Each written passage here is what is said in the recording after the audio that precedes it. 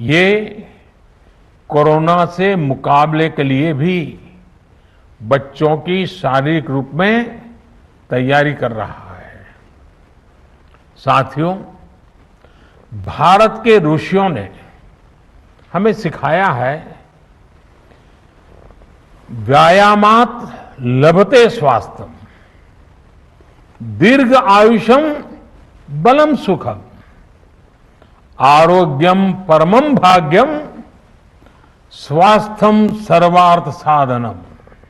अर्थात योग व्यायाम से हमें अच्छा स्वास्थ्य मिलता है, सामर्थ्य मिलता है और लंबा सुखी जीवन मिलता है। हमारे लिए स्वास्थ्य ही सबसे बड़ा भाग्य है और अच्छा स्वास्थ्य ही सभी सफलताओं का माध्यम है।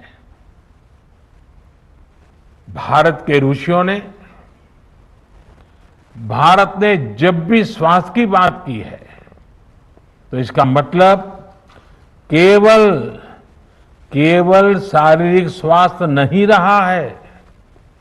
इसलिए योग में फिजिकल हेल्थ के साथ साथ मेंटल हेल्थ पर इतना जोर दिया गया है।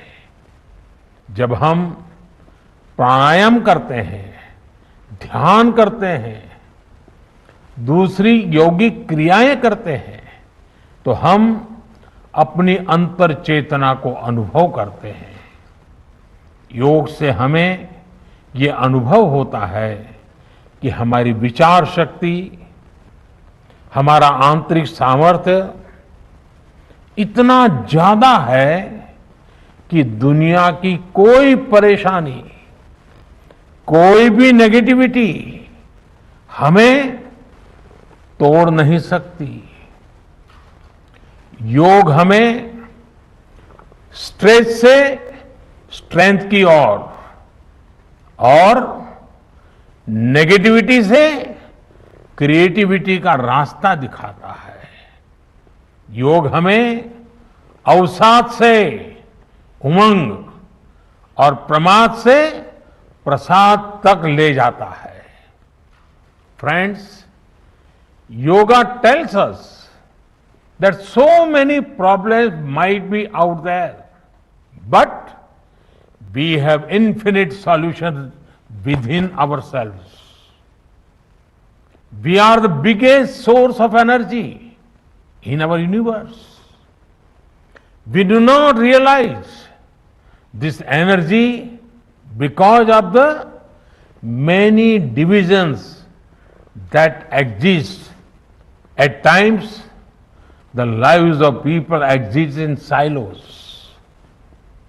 These divisions reflect in the overall personality as well. The shift from silo to union is yoga.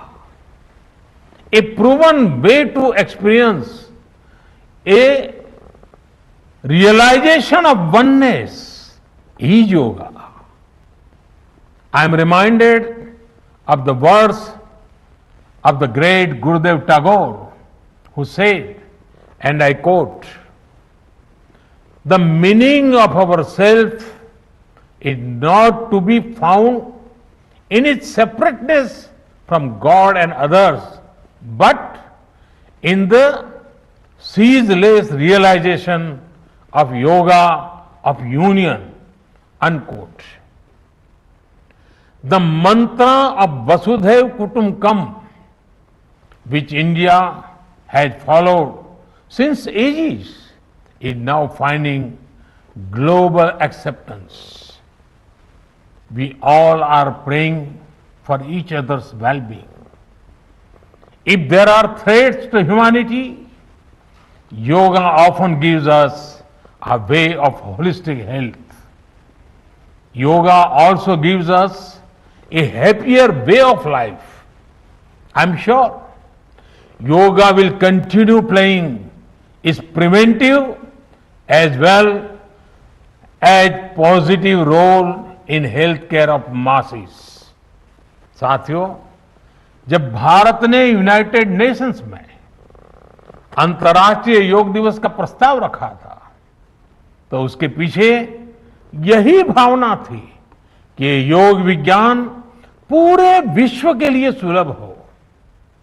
आज इस दिशा में भारत ने यूनाइटेड नेशंस WHO के साथ मिलकर एक और महत्वपूर्ण कदम उठाया है। अब विश्व को एम योगा ऐप की शक्ति मिलने जा रही है।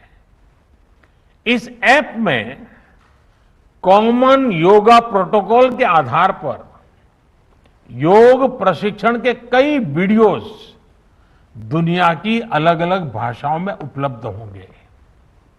ये आधुनिक टेक्नोलॉजी और प्राचीन विज्ञान के फ्यूजन का भी एक बेहतरीन उदाहरण है। मुझे पूरा विश्वास है एम योगा ऐप योग का विस्तार दुनिया भर में करने और वन वर्ल्ड वन हेल्थ के प्रयासों को सफल बनाने में बड़ी भूमिका निभाएगा। साथियों, गीता में कहा गया है, तम विद्या दुख संयोग वियोगम योग संगीतम, अर्थात दुखों से वियोग को, मुक्ति को ही योग कहते हैं। सबको साथ लेकर चलने वाली मानवता की ये योग यात्रा हमें ऐसे ही अनवरत आगे बढ़ानी है। चाहे कोई भी स्थान हो, कोई भी परिस्थिति हो, कोई भी आयु हो, हर एक के लिए योग के पास कोई न कोई समाधान जरूर है। आज विश्व में योग के प्रति जिज्ञासा रखने वालों की संख्या बहुत बढ़ रही है। देश विदेश में योग प्रतिष्ठानों की संख्या में भी वृद्धि हो रही है।